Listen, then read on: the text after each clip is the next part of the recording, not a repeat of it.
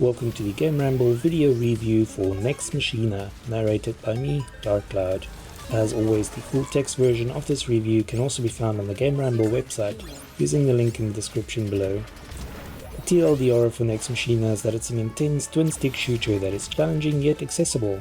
While the game only features 6 worlds, there's plenty of modes to lure players back in. The action is over the top, and once players learn how to increase their score multiplier and string together combos for rescuing humans, the real fun begins. Unsurprisingly for a game that benefited from the input of Eugene Jarvis, Nex Machina is a blast to play from start to finish and definitely scratches that old school shooter itch. Gameplay receives a 9 out of 10. The game can be unforgiving, but players willing to get good are in for a blast. Graphics 9 out of 10. The voxel visuals and great use of color make Nex Machina a good looking game. Sound also 9 out of 10. The soundtrack is a great match for the arcade style action, and the announcer is a nice throwback to the arcade days. Nex Machina receives an overall score of 9.0 out of 10. Now for the full review. The first few moments in Nex Machina, especially when disregarding the suggestion to play on rookie difficulty, are typically spent frantically running around trying to avoid getting shot. The game is set in the future where machines reach consciousness and promptly begin eradicating human life. Players must leap into action and destroy these robots, while saving the humans milling about.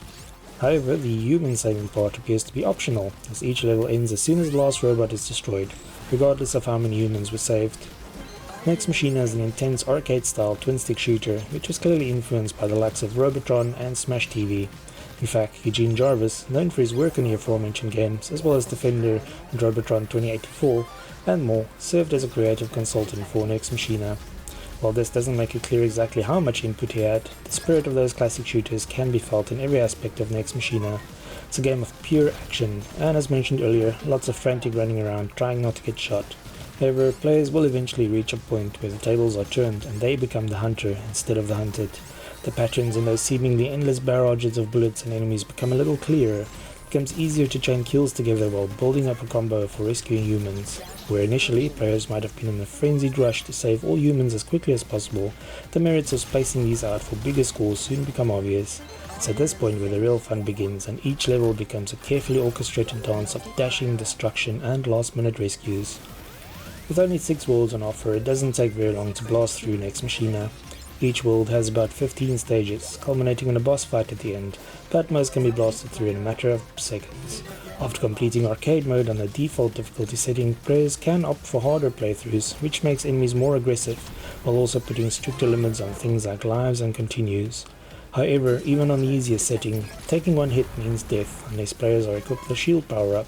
Death is something to avoid at all costs, as it not only restarts the current level, but also decreases the score multiplier and causes players to drop their power-ups.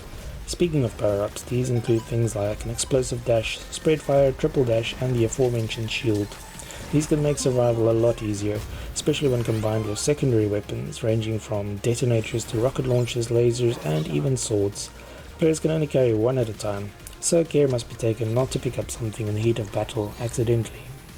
It's a lot of fun to be had in arcade mode, but Nex Machina also allows players to select a single world for practice purposes. This is a great way to earn some of the achievements for specific levels without having to play through all the levels in sequence each time. However, most of the replay value comes in the form of the online arena. This mode challenges players to complete worlds under specific conditions. These can range from putting on the highest score under a strict time limit to facing enemies that are much faster than usual. This mode features limited lives and no continues, but bronze, silver and gold medals are dangled in front of players to keep them coming back for more. Along with the community and friend leaderboards, which even allows players to watch how others play the game, Nex Machina is a very replayable game. In addition, it supports local co-op, so players can team up to take on the robot menace. With the fast-paced, small levels and relentless enemies, Nex Machina definitely feels like a classic arcade shooter. The game is all about action and high scores, so each run relies on pure skill and a little luck, as there are no roguelike elements or perks that carry over. Since the arenas are not very big, dodging is essential, and mastering the dash move to weave between enemies and bullets is a must. However, somewhat annoyingly, later levels introduce a certain projectile that cannot be dashed through, which does interrupt the flow of things a bit. Nevertheless, the game is a lot of fun, and perfectly captures the one more go feel that has been a staple of everything Eugene Jarvis has worked on. Visually, Nex Machina makes good use of voxels to build its world and enemies. This means that everything dies in satisfying explosions of debris.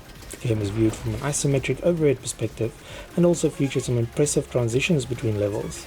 Nex Machina is also filled to the brim with the usual assortment of neon explosions and blinding lasers, while bosses are big and mean and go through multiple phases as players whittle down their health. All the enemies consist of robots, but once again, there's more than enough variety in their designs and patterns to keep players on their toes. Every good shooter needs an adrenaline-pumping soundtrack to accompany the action, and Nex Machina doesn't disappoint in this regard. The music sets the tone nicely for each level, and continues playing if players die and have to restart a level. This is a lot nicer than similar titles where the soundtrack also resets if players lose a life. Sound effects sound good, and the game features an announcer who informs players when humans are lost or saved and what power-ups or weapons have been acquired. Since Nex Machina is a twin-stick shooter, it is ideally played on a controller with 2 analog sticks. Movement is handled with the left stick, while the right can be held in any direction to unleash a barrage of bullets. Secondary weapons are relegated to the right trigger, and the left trigger is used for dashing. Overall, the controls are responsive, and pulling off moves like dashing while swinging a sword is very satisfying.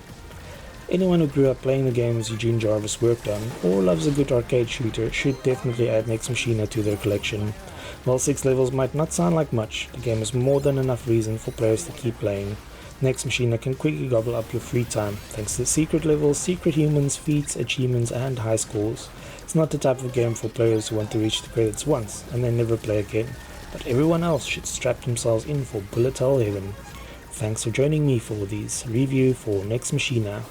As always, be sure to like, subscribe and share if you enjoy our content. Until next time.